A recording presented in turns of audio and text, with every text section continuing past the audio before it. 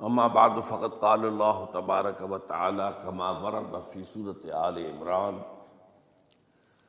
اعوذ باللہ من الشیطان الرجیم بسم اللہ الرحمن الرحیم ان اول بیت وضع للناس للذی ببکۃ مبارکا وہدی للعالمین فیہ آیات بینات مقام ابراہیم ومن دخلہ کان آمنا وللہ علی الناس حج البیت من استطاع الیہ سبیلا ومن کفر فإن اللہ غنی عن العالمین. وقال عز وجل كما ورد في سورة الحج وَلِكُلِّ أُمَّةٍ جَعَلْنَا مَنْسَكًا لِيَذْكُرُوا اسْمَ اللَّهِ عَلَى مَا رَزَقَهُم مِّن بَهِيمَةِ الْأَنْعَامِ فَإِلَٰهُكُمْ إِلَٰهٌ وَاحِدٌ فَلَهُ أَسْلِمُوا وَبَشِّرِ الْمُخْبِتِينَ الَّذِينَ إِذَا ذُكِرَ اللَّهُ وَجِلَتْ قُلُوبُهُمْ وَالصَّابِرِينَ عَلَىٰ مَا أَصَابَهُمْ وَالْمُقِيمِي الصَّلَاةِ وَمِمَّا رَزَقْنَاهُمْ يُنْفِقُونَ وَالْبُدْنَ جَعَلْنَاهَا لَكُم مِّن شَعَائِرِ اللَّهِ لَكُمْ فِيهَا خَيْرٌ فاذكروا اسم الله عليها صواف فإذا وجبت جنوبها فكلوا منها وأطعموا القانع والمعتر كذلك سخرناها لكم لعلكم تشكرون لن ينال الله لحومها ولا دماؤها ولكن يناله التقوى منكم كذلك سخرها لكم لتكبروا الله على ما هداكم وبشر المحسنين. صدق اللہ العظیم. رب اشرح لي صدري ويسر لي امري واحلل عقدة من لساني يفقهوا قولي. اللهم ربنا الهمنا رشدنا واعذنا من شرور انفسنا. اللهم ارنا الحق حقا وارزقنا اتباعه وارنا الباطل باطلا وارزقنا اجتنابه. آمین یا رب العالمین. آج ذی الحجہ کی 3 تاریخ ہے. گویا کہ ٹھیک ایک ہفتے کے بعد عید الاضحیٰ آ رہی ہے. دیکھیے اسلام میں جو 4 عبادات فرض کی گئی ہیں، جو 4 ارکان ہیں، ایک رکن تو ہے جس کا تعلق ہے عقیدے سے، کلمہ شہادت، اور 4 ارکان وہ ہیں جن کا تعلق عبادات سے، نماز، روزہ، حج اور زکوٰۃ. ان میں ایک عجیب قسم کی تقسیم ہے. مثلاً 1 2 جمع 2 کی تقسیم بنتی ہے. 2 عبادات ان میں سے وہ ہیں جو ہر مسلمان پر فرض ہے، امیر ہو، غریب ہو، مرد ہو، عورت ہو، ہر ایک پر فرض ہے: نماز اور روزہ. یہ دونوں چیزیں ہر ایک پر فرض ہیں. لیکن 2 وہ ہیں کہ جو صرف صاحب استطاعت لوگوں پر فرض ہیں، وہ عام نہیں ہیں. جو صاحب نصاب ہیں ان پر زکوٰۃ ہے، جو صاحب استطاعت ہیں، حج کرنے کی استطاعت رکھتے ہیں، ان پر حج ہے. اس میں 2 جمع 2 کی ایک تقسیم اور آتی ہے ایک اور اعتبار سے. قرآن میں زیادہ ایمفیسس 2 عبادات پر ہے: نماز اور زکوٰۃ. اقیموا الصلاۃ وآتوا الزکاۃ، اقیموا الصلاۃ وآتوا الزکاۃ، اقیموا الصلاۃ وآتوا الزکاۃ، یقیمون الصلاۃ ویؤتون الزکاۃ. یہ گویا کہ بندھا ہوا ہے ایک جوڑا. جبکہ یہ صورتحال جو ہے روزے کی بھی نہیں ہے اور حج کی بھی نہیں ہے. صلاۃ اور زکوٰۃ کا حکم بے شمار مرتبہ قرآن میں آیا، اور روزے کے سارے احکام ایک مقام پر سورہ بقرہ کے 23 رکوع کی 6 آیات میں سب کا سب بیان ہوا. باقی تو بعض جگہوں پر اس کا صرف اس اعتبار سے تذکرہ ہے کہ اگر کوئی کفارہ ادا کرنا ہے اس کے لیے اتنے روزے رکھ لو، ورنہ یہ ہے کہ روزے کا اپنی جگہ پر مستقل بذات جو ہے وہ ذکر یا حکم موجود نہیں. اس اعتبار سے غور کیجئے، حج کا معاملہ بھی یہی ہے. وہ ایک تو یہ کہ سورہ آل عمران میں اس کی فرضیت کا ذکر آیا، وہ میں نے آیات آپ کو پڑھ کر سنائی ہیں 2 آیات، ان پر ابھی گفتگو کریں گے۔ سورہ بقرہ کے 24ویں اور کچھ 25ویں رکوع میں کچھ اس کے مناسک بیان ہوئے، سورہ حج کے 4تھے رکوع میں اس کے مناسک بیان ہوئے، بس باقی پورے قرآن میں تو اس کا ذکر نہیں۔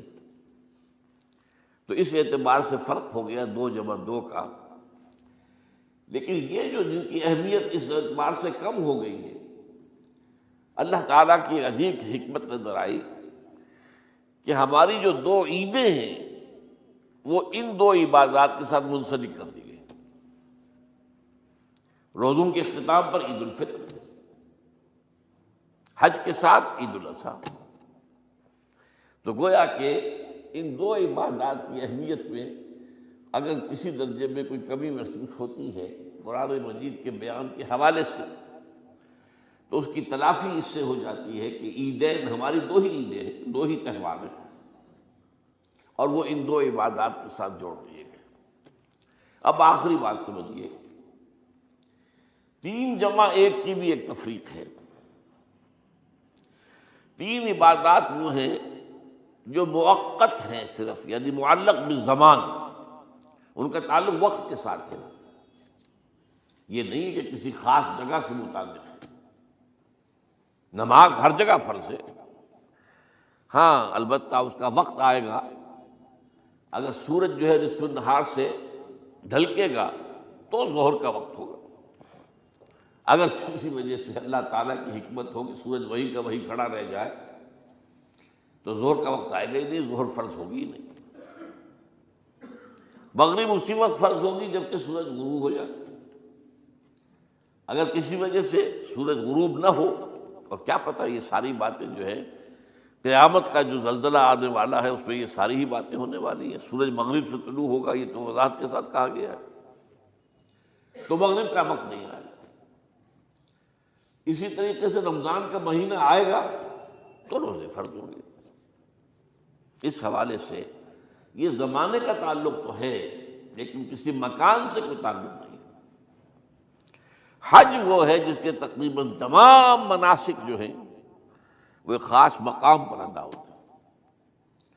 آپ سفر کر کے جائیے، مکہ مکرمہ جائیے، اللہ کے گھر کا طواف کیجیے، پھر وہاں سے جو بھی روانگی ہوتی ہے یوم الترویہ 8 ذی الحجہ کو نکلیے اور جا کر منا میں قیام کیجیے ایک رات، پھر 9 کی صبح کو نکلیں عرفات جائیے، عرفات میں شام تک قیام رہے گا، لیکن مغرب کی نماز کے وقت کے بعد وہاں سے نکلیں گے، مغرب وہاں پڑھیں گے نہیں، وہ جا کر مزدلفہ میں پڑھی جائے گی عشاء کے ساتھ ملا کر، چاہے کتنی دیر ہو جائے۔ بہرحال یہ ساری چیزیں ایک خاص مقام کے ساتھ ہیں، منسلک ہیں، ہر جگہ پر یہ ادا نہیں ہو سکتا۔ اب اس میں دیکھیے حکمت نظر آ رہی ہے، چونکہ حج جو ہے ایک خاص جگہ پر ایک خاص مقام سے وابستہ ہے، اس کے ساتھ جو عید الاضحیٰ وابستہ کی گئی ہے، یہ گویا کہ حج ہی کے ایک رکن کو پھیلا دیا گیا ہے۔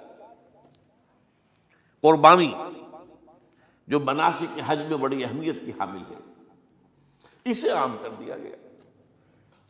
تم مدینہ مکے تو نہیں پہنچ سکے ہو لیکن یہاں پر قربانی کے اندر تو شریک ہو جاؤ، اور بعض مشابہتیں اور بتائی گئی ہیں کہ ذی الحجہ کا چاند طلوع ہو جائے تو اس کے بعد حجامت نہ کراؤ، ناخن نہ کاٹو، وہ جو کچھ بھی آپ کو معلوم ہے احرام کی کچھ پابندیاں ہوتی ہیں، ایک مشابہت کسی درجے میں، ٹھیک ہے ہم وہاں نہیں ہیں لیکن ان کے ساتھ ایک مشابہت پیدا ہو رہی ہے۔ تو قربانی در حقیقت جو ہے عید الاضحیٰ وہ گویا کہ ایکسٹینشن ہے حج کی، کہ تمام عالم اسلام کے اندر جو ہے تمام مسلمان جہاں بھی کہیں ہیں وہ حج کے اس ایک منسک کے اندر شریک ہو جاتے ہیں۔ تو یہ میں نے چند باتیں تمہیداً عرض کی ہیں ان عبادات اربعہ کے بارے میں، ان کی جو ریلیٹیو حیثیت ہے ہمارے دین میں۔ اب آئیے حج کا معاملہ کیا ہے، وہ پورا ایک خاص علاقے سے متعلق ہے اور ایک خاص شخصیت سے متعلق ہے، یہ بھی نوٹ کر لیجیے۔ چنانچہ جو آیات میں نے آپ کو سنائی حج کے بارے میں، ان اول بیت وضع للناس للذی ببکۃ، مبارکم وہدی للعالمین، یقیناً پہلا گھر جو بنایا گیا لوگوں کے لیے، یعنی اللہ کی عبادت کے لیے، کہ لوگ وہاں جمع ہوں اللہ کی عبادت کے لیے، وہ ہے جو بکہ میں ہے۔ بکہ اور مکہ یہ ایک ہی لفظ ہے۔ تورات میں بکہ کا لفظ آیا ہے، قرآن مجید میں مکہ۔ یہ تھوڑا فرق جو ہے یہ تلفظ کا ہو جایا کرتا ہے مختلف زبانوں کے اندر۔ جیسا کہ آپ کو معلوم ہوگا کہ آج کل جو عرب کے لوگ ہیں وہ قاف کو گاف پڑھتے ہیں، گل، گم، قم کی بجائے گم، قل کی بجائے گل، اقول لک اقول لک، وہ گاف۔ تو یہ جو ہے فرق ہو جاتا ہے۔ تو بکہ، وادی بکہ، یہ ہے در حقیقت مکہ مکرمہ۔ تو پہلا گھر جو بنایا گیا ہے، اور اس کے بارے میں جو یہ عام طور پر مشہور ہے کہ اس کے معمار حضرت ابراہیم ہیں، یہ بات صحیح نہیں ہے۔ اس کے معمار اول حضرت آدم علیہ السلام خود ہیں۔ اول بیت ہے نا، پہلا گھر۔ تو کیا یہ ممکن ہے کہ آدم سے لے کر ابراہیم تک کوئی گھر اللہ کی عبادت کے لیے بنا ہی نہ ہو؟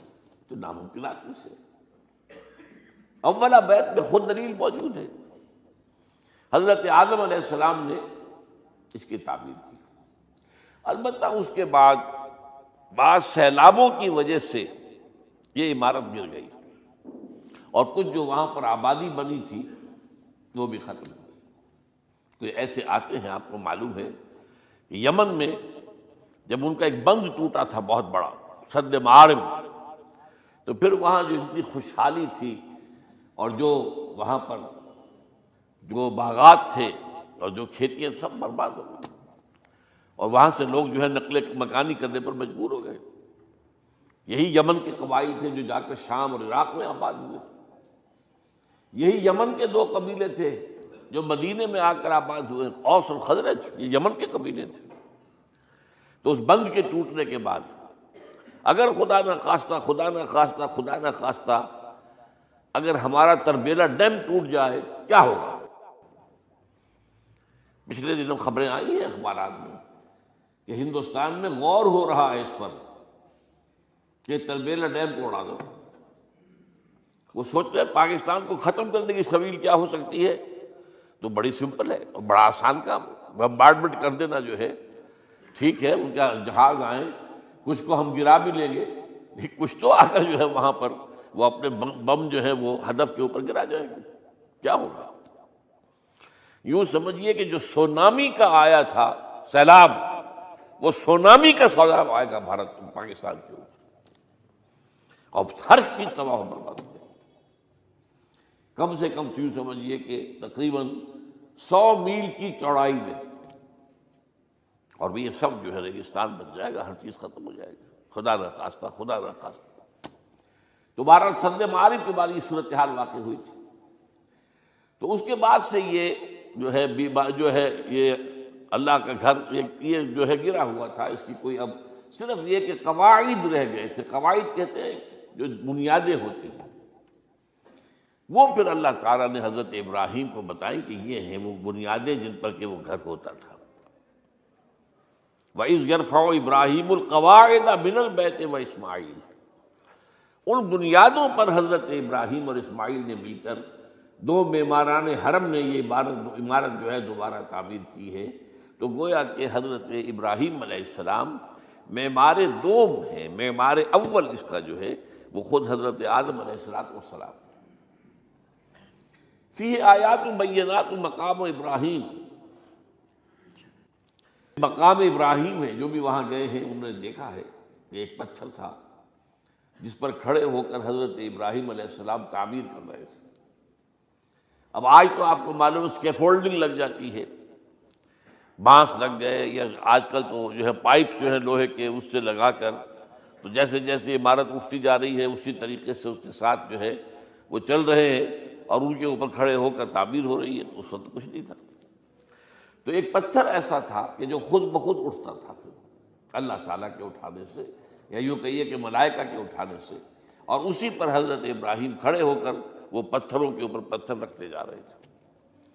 اور اس کی وجہ سے اس پتھر کے اوپر کتنی دیر کھڑے رہنا ہوا ہوگا حضرت ابراہیم علیہ السلام کا کہ اس پر ان کے پاؤں کے نشان بن گئے۔ وہ ہے مقام ابراہیم، جو آپ نے دیکھا ہوگا کہ وہاں ایک بہت خوبصورت قسم کا ایک پنجرا سا بنا ہوا ہے اور اس کے اندر وہ مقام ابراہیم ہے۔ اور جب بھی طواف کرتے ہیں تو طواف کے بعد 2 رکعتیں جو ہے وہ پڑھی جاتی ہیں ابراہیم، مقام ابراہیم کے پیچھے، جتنا بھی قریب تر ہو کر پڑھا جا سکے، لیکن بہرحال رخ ادھر ہے۔ تو فی آیات بینات مقام ابراہیم ومن دخلہ کان آمنا۔ تو ایک تو یہ کہ وہ نشانیاں ہیں، وہ اللہ تعالیٰ جن لوگوں کی کہ دل کی آنکھ کھلی ہو، روحانی آنکھیں کھلی ہو، ان کو دکھاتا ہے، اور ایک وہ ہے کہ جو ہماری ان سامنے کی ظاہری آنکھوں کو بھی نظر آتی ہے۔ یہ نوٹ کر لیجئے کہ یہ مقام امن کا گہوارہ رہا ہے۔ عرب میں لوٹ مار، قتل، غارت، قتل کے بدلے میں قتل، پھر قتل کے جواب میں قتل چلتا تھا، لیکن اس وقت بدترین دور میں بھی عربوں کا معاملہ یہ تھا کہ کوئی شخص فرض کیجئے کہ وہ کئی مہینے سے اپنے باپ کے قاتل کو ڈھونڈ رہا ہے تاکہ قصاص لے سکے، بدلہ لے سکے، اسے قتل کر سکے، اسے کہیں نظر نہیں آ رہا، اچانک حرم میں نظر آ جاتا ہے، وہاں وہ نقصان نہیں پہنچائے گا اسے۔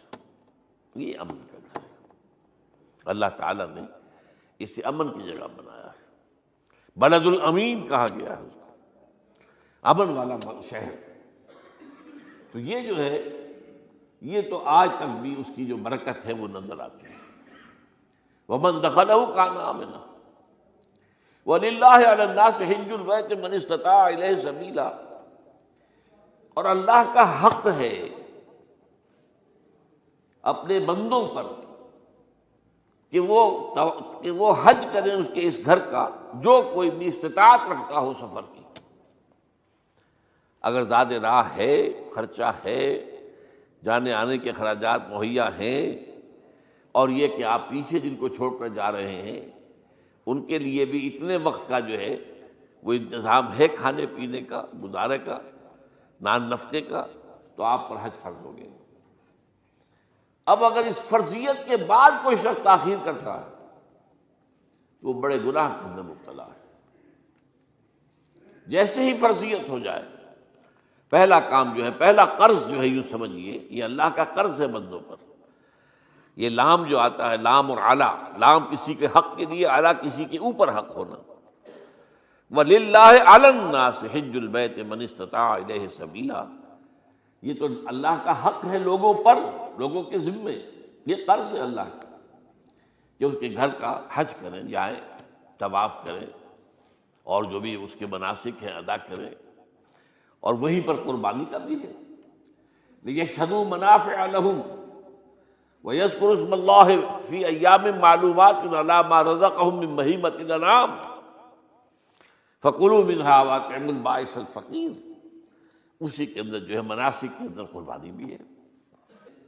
افریقہ میں آپ کو معلوم ہے، شمالی افریقہ میں زیادہ تر لوگ جو ہیں جیسے کہ ہندوستان پاکستان میں ویسے ہیں، لیکن آپ جنوب میں چلتے جائیے تو رنگ گہرا ہوتا چلا جائے گا، انتہائی سیاہ رنگ وہ بھی ہے، سب آ رہے ہیں، شکلیں جدا ہیں، زبانیں جدا ہیں، لیکن سب کے سب جو ہے ایک ہی نغمہ ان کی زبان پر ہے ایک ہی نغمہ، کہیں واضح کہیں مبہم، وہ ایک ہی مذہب، لبیک اللہم لبیک، لبیک لا شریک لک لبیک، ان الحمد والنعمت لک والملک لا شریک لک۔ اب یہ ترانہ ہے، توحید کا ترانہ ہے، اور گونج رہی ہے اس وقت، آپ اندازہ نہیں کر سکتے کہ وہ پوری سرزمین گونج رہی ہوگی اس ترانے کے ساتھ، کیونکہ تھوڑی تھوڑی دیر کے بعد نئے قافلے داخل ہو رہے ہیں۔ ابھی ایک قافلہ جو ہے اس نے سعی مکمل کی ہے، دوسرا شامل ہو گیا، بلکہ اس کے دوران ہی ابھی اس کا ختم نہیں ہوا کہ تیسرا قافلہ چلا رہا ہے۔ وہ تو یہاں تو ظاہر بات ہے کہ میں نے چونکہ ایک نقشہ اپنی نگاہوں سے دیکھا ہے، مدینہ منورہ سے اور مکہ مکرمہ جاتے ہوئے رات کے وقت، کہ کہیں جو ہے وہ روشنیوں کی وہ قطار ٹوٹتی ہی نہیں تھی، مسلسل معلوم ہوتا ہے کہ سڑک کے اوپر گاڑی ہے، مسلسل، کہیں اس کے اندر وقفہ ہی نہیں۔ اتنے بڑے پیمانے پر لوگ جمع ہو رہے ہیں. زبانیں جدا ہیں، ایک دوسرے کی زبان نہیں سمجھتے، لیکن ایک زبان اور بھی ہوتی ہے جو بغیر بولے سمجھ میں آتی ہے. اس سے معلوم ہوتا ہے سب کے لیے محبت ہے. ہمارے بھائی ہیں، تمام مسلمان ہیں. بعض کے اندر یہ محبت کا جذبہ زیادہ ہے. ترکوں میں انڈو پاکستان کے لوگوں کے لیے بہت محبت ہے. اب وہ بات جو نہیں کر سکتے، سمجھا نہیں سکتے، لیکن ان کی آنکھوں سے، ان کے انداز سے وہ محبت ٹپکی پڑتی ہے. تو عالمگیریت جو ہے اسلام کی، ہمگیریت، عالمگیریت، آفاقیت، اس کا جو مظہر نظر آتا ہے وہاں تھا. پھر یہ کہ ہمارے ہاں کی جتنے بھی فرقہ بندیاں ہیں وہ وہاں ختم ہو جاتی ہیں. وہاں اہل حدیث ہیں، حنفی ہیں، مالکی ہیں، شافعی ہیں، حنبلی ہیں. یہ کام بھی کیا ہے آ کر انہوں نے آل سعود نہیں. ورنہ اس سے پہلے جو ہے وہ 4 مسلح علیحدہ تھے، وہاں پر 4 جماعتیں علیحدہ ہوتی تھی. یہ حنفی مسلح ہے، یہاں پہ حنفی امام ہے وہ پڑھائے گا. یہ شافعی مسلح ہے، شافعی امام ہے وہ نماز پڑھائے گا. تو یہ جو ایک تفریق تھی وہاں بھی موجود تھی، انہوں نے ختم کیا. ایک امام کے پیچھے جماعت ہوگی، اسی میں حنفی بھی ہیں، مالکی بھی ہیں، شافعی بھی. کچھ ہیں لوگ جو زیادہ، جن کے اندر کچھ زہر زیادہ گھل گیا ہے فرقے واریت کا، وہ پھر نہیں نماز پڑھتے، وہاں پر محروم رہتے. اس کی فضیلتوں کو چھوڑ کر جا کر کہیں اپنے جو ہے گھروں پر جہاں ٹھہرے ہوئے وہاں جا کے نماز پڑھ لیتے ہیں کہ یہ جو ہے وہابی، ان کے پیچھے ہماری نماز نہیں ہوتی. لیکن نہیں، عام طور پر ایسا نہیں ہے. عام طور پر سب لوگ جمع ہیں، نماز پڑھ. اور ایک سب سے بڑا مشاہدہ جو ہوتا ہے، جو مجھے سب سے پہلے ہوا تھا پہلے حج میں، یہ 1962 کی بات ہے، تو میں نے محسوس کیا کہ یہ نماز کے اندر اختلافات جو ہیں اسلام مسلمانوں میں صرف اتنے ہیں کہ جس سے جماعت نہیں ٹوٹتی. اختلافات ہیں، رفع یدین ہے یا نہیں ہے، آمین بالجہر ہے یا نہیں ہے، اختلافات تو ہیں، لیکن جماعت نہیں ٹوٹتی. وہ جو ڈرل ہے، ڈرل جیسے کہ ڈرل ہوتی ہے، آرمی پریڈ ہو رہی ہے، وہ ڈرل ختم نہیں ہوتی. ایسا نہیں ہے. میں نے جب سوچا اگر کسی مسلک کے نزدیک رکوع بھی 2 ہوتے، جیسے سجدے 2 ہیں، تو وہ لوگ تو ایک رکوع کے بعد دوسرا رکوع کرتے اور باقی لوگ سجدے میں چلے گئے ہوتے، جماعت ٹوٹ جاتی. یا اگر کسی کے نزدیک ہر رکعت کے اندر جیسے رکوع ایک ہے، سجدہ بھی ایک ہی ہوتا، تو کچھ لوگ تو ایک سجدہ کر کے کھڑے ہو جاتے اور دوسرے لوگ جو ہے دوسرا سجدہ کر رہے ہوتے، جماعت ٹوٹ جاتی. تو یہ میں سمجھتا ہوں کہ یہ کس کی حکمت ہے، کس نے یہ طے کیا کہ ٹھیک ہے آپ میں رنگا رنگی بھی ہو، اے ذوق اس چمن کو ہے زیب، اختلاف سے اختلاف بھی ہے، رفع یدین بھی ہو رہا ہے، آمین بالجہر بھی ہو رہا ہے، نہیں بھی ہو رہا ہے، سب کچھ ہے، لیکن وہ اجتماعیت نہیں ٹوٹ رہی. یہ وہ یوں سمجھیے کہ یہ زندہ معجزہ ہے اسلام کا کہ 1400 برس بیت گئے ہیں اور کتنے بڑے علاقے میں یہ اسلام پھیلا ہے. اور یہ کہ مختلف مسالک وجود میں آئے، اس میں کوئی شک نہیں ہے. حنفی ایک علاقے کے اندر آپ کو ملیں گے صرف شافعی، ہندوستان کا بھی مغربی ساحل کے صرف شافعی ملیں گے آپ کو. اس سے آگے آپ جائیے، چونکہ یہ عرب تاجروں کے ذریعے سے ایمان لائے ہیں یہ لوگ، سری لنکا کے لوگ ہیں، انڈونیشیا کے لوگ ہیں، ملیشیا کے لوگ، سب شافعی ہیں. ہندوستان میں چونکہ اوپر سے شمال سے آیا ہے اسلام، یہ ترکوں کے ذریعے سے آیا ہے، اور وہ کٹر حنفی تھے. یہاں حنفیت آئی. ترک جو ہے کٹر حنفی. یہ ترکی تو تھے جو آئے تھے. یہ کون تھا؟ محمود غزنوی کون تھا؟ سبکتگین کون تھا؟ الپتگین کون تھا؟ بختیار کاکی کون تھا؟ قطب الدین بختیار، یہ کون تھے؟ سب ترک. اور ترک بھی کون؟ غلامان، خاندان غلامان یاد کیجیے. لیکن بہرحال ان کے ذریعے سے جو اسلام ان کے ساتھ آیا ہے وہ خالص حنفی اسلام، تو کوئی حرج نہیں. وہاں جا کر سب جمع ہو جاتے ایک وحدت کے اندر. تو یہ چند مشاہدات وہاں کے ہوتے ہیں جو ہماری ظاہری آنکھوں کو بھی نظر آ جاتے ہیں، جس کا کہ قلب کے اوپر بڑا گہرا اثر پڑتا ہے. اب میں ایک موضوع لے رہا ہوں، یہ جو قربانی کا مسئلہ ہے، اس کے بارے میں ایک زمانے میں تو بہت منکرین حدیث کی طرف سے اس کے خلاف بڑی جو ہے ایک مہم چلی تھی کہ ختم کیا جائے اس کو. یہ خام خواہ جو ہے خرچ ہوتا ہے بہت بڑا اور ضائع ہوتا ہے گوشت. اتنے بڑے پیمانے پر گوشت ہوتا ہے کھایا نہیں جاتا. اچھا ایک زمانے میں فریج بھی نہیں تھے, یہ بھی نہیں کہ آپ محفوظ کر دیں, گوشت ضائع بھی ہو سکتا تھا. اور بھی چیزیں جو ہے وہ گوشت کی وہ صحیح طور سے استعمال نہیں ہوتی تھی.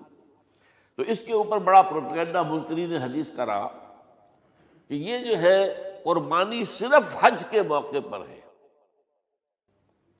میں اس کی نفی کے لیے آج آپ کو بتا رہا ہوں کہ سورہ حج کے اندر جو 2 رکوع ہیں, ایک چوتھا ایک پانچواں, چوتھے رکوع میں بھی قربانی کا ذکر ہے, پانچویں میں بھی قربانی کا ذکر ہے.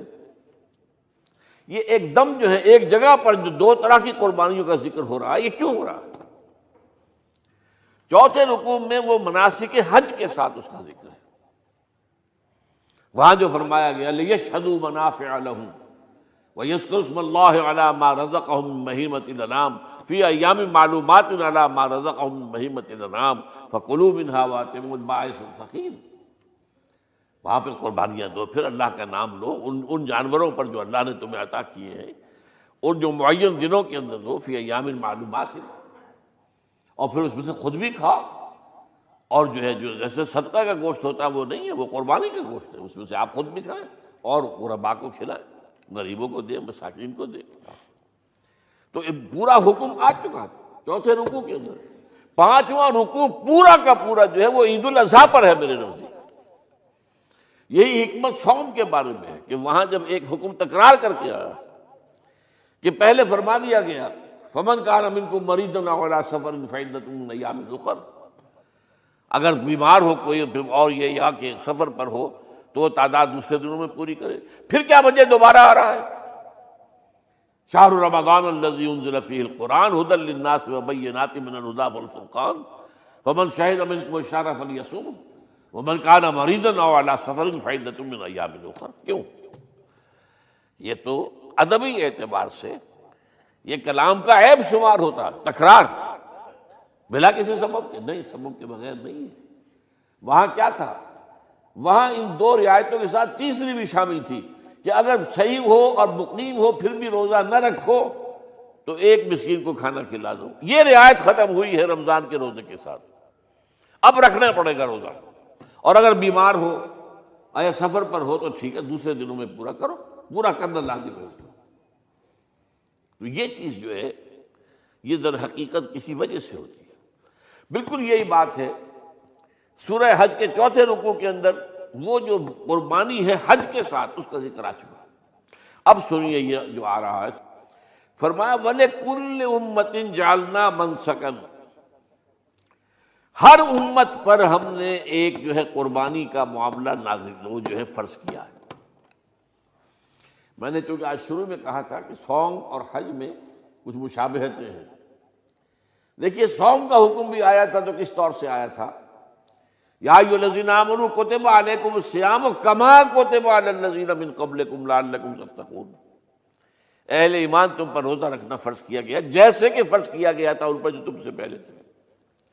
یہاں پر اسی حوالے سے بات ہو رہی ہے کہ اے مسلمانوں یہ قربانی صرف تم پر فرض نہیں کی جا رہی, یہ تو ہر امت پر, ہر نبی ہر رسول کی امت. وَلِكُلِّ أُمَّةٍ جَعَلْنَا مَنْسَكًا لِيَذْكُرُوا اسْمَ اللَّهِ عَلَيْهَا, تاکہ وہ نام لیں اللہ کا, عَلَىٰ مَا رَزَقَهُم مِّن بَهِيمَةِ الْأَنْعَامِ, جو کچھ اللہ تعالیٰ نے انہیں رزق دیا ہے. یہ چوپائے جو ہیں حیوانات قسم کے, ان پر اللہ کا نام لے کر چھری پھیری جائے, اللہ کے نام سے ان کو ذبح کیا جائے. فَإِلَٰهُكُمْ إِلَٰهٌ وَاحِدٌ فَلَهُ أَسْلِمُوا. تو یہ جان لو کہ اس قربانی کی اصل روح کیا ہے؟ وہ یہ ہے کہ اللہ تمہارا ایک الہ ہے, اسی کے سامنے تمہیں سر جھکانا ہے. یہ روح تقویٰ اگر نہیں ہوگی تو یہ قربانی بے معنی ہو جائے گی. نماز و روزہ و قربانی و حج یہ سب باقی ہیں, تو باقی نہیں ہے. جب اللہ تعالیٰ کے ساتھ تعلق نہیں ہے تو یہ ساری چیزیں ریچولز بن جائیں گی. اب یہ بھی ہوتا ہے 20-20 25-25 ہزار کے بکرے جو ہیں وہ لوگ لیتے ہیں, پھر ان کو گھماتے ہیں پھراتے ہیں, ان کے اوپر ریشمی چادریں چڑھاتے ہیں, ان کو جو ہے وہ مہندی لگا کر. بہرحال وہ چیزیں جو ہیں یہ اظہار اس طرح کا یہ تو پسندیدہ نہیں ہے۔ تو یہ تو لوگوں کو دکھانے کی بات ہے اور اپنے پیسے کی جو ہے اپنی دولت کے اظہار کا ایک ذریعہ ہے، لیکن یہ کہ بہرحال قربانی انسان کرے اور یہ کہ اس کے اندر روح جو ہے تقویٰ کی وہ موجود ہوگی۔ فَإِلَٰهُكُمْ إِلَٰهٌ وَاحِدٌ فَلَهُ أَسْلِمُوا وَبَشِّرِ الْمُخْبِتِينَ، اور اے نبی ان لوگوں کو بشارت دے دیجئے کہ جو اللہ کے سامنے جھکے رہتے ہیں، خشوع اور خضوع کی شکل اختیار کرتے ہیں۔ الذین اذا ذکر اللہ وجلت قلوبہم، وہ لوگ کہ جب اللہ کا نام لیا جائے تو ان کے دل لرز اٹھتے ہیں۔ والصابرین علی ما اصابہم، اور صبر کرنے والے جبکہ اس چیزوں پر کہ جو اللہ کی طرف سے ان پر آ گئی ہوں، مصیبتیں کوئی تکالیف۔ والمقیم الصلاۃ، اور نماز کو قائم کرنے والے۔ ومما رزقناہم ينفقون، اور جو کچھ ہم نے انہیں دیا ہے اس میں سے خرچ کرنے والے۔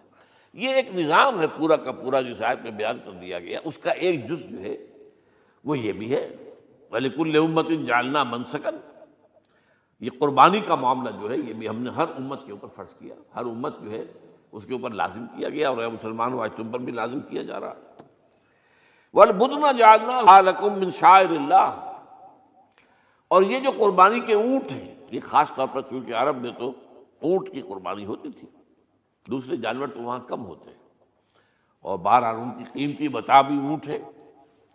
وَالْبُدْنَ جَعَلْنَاهَا لَكُم مِّن شَعَائِرِ اللَّهِ، یہ اللہ تعالیٰ کے شعائر میں سے یہ اونٹ جو ہے یہ قربانی کا اونٹ ہے، یہ مکے لے جایا جا رہا ہے، یا یہ بکرے اور یہ مینڈے جو ہیں یہ قربانی کے ہیں، یہ وہاں جا رہے ہیں، تو یہ بھی گویا کہ ایک طرح سے اللہ کی نشانیاں بن جاتی ہیں۔ ان کے حوالے سے اللہ تعالیٰ کا ایک تصور اور اللہ تعالیٰ کے ساتھ ایک ذہنی رشتہ قائم ہوتا ہے۔ لیکن فیہا خیر، تمہارے لیے اس میں خیر ہے، بھلائی ہے۔ چنانچہ جب وہ جاتے تھے حج کے لیے تو جو بھی ان کے ساتھ دودھ دینے والا جانور ہے، قربانی کی نیت ہے لیکن دودھ جو ہے اس کا استعمال کر سکتے ہیں درمیان میں، اور بھی کوئی اگر ان کی کوئی چیزوں سے فائدہ اٹھانا ہو، لکم فیہا خیر۔ فاذکروا اسم اللہ علیہا، تو اب ان کا اللہ کا نام لو اس کے اوپر، صواف، صفیں باندھ کر وہ اونٹ کھڑے ہوتے ہیں اور ان کو نحر کیا جاتا ہے۔ آپ کو معلوم ہے ذبح نہیں ہوتا اونٹ، اتنا بڑا جانور ہے، گردن کتنی موٹی ہے، اس کا ذبح کرنا بڑا مشکل ہے۔ نہر کہتے ہیں اس کو۔ کھڑا ہے اونٹ اور ایک برچھا، چھوٹا سا برچھا ہے جو اس کے یہاں گردن کے یہ جہاں آ کر دونوں ہنسلیاں ملتی ہیں وہاں پر مارا جاتا ہے، اور یہاں سے جو بہت بڑی وین ہے وہ در حقیقت ایورٹا، وہ جو ہے ختم ہوتا ہے، تو وہاں سے خون کا پھر فوارہ آتا ہے، اور اس کے بعد پھر وہ اونٹ کھڑا کھڑا وہ رفتہ رفتہ اس کا جب خون نکل جاتا ہے تو وہ کمزور ہو کر نیچے گر جاتا ہے۔ یہ نہر ہے۔ اقول قولی ھذا واستغفر اللہ لی ولکم ولسائر المسلمین والمسلمات۔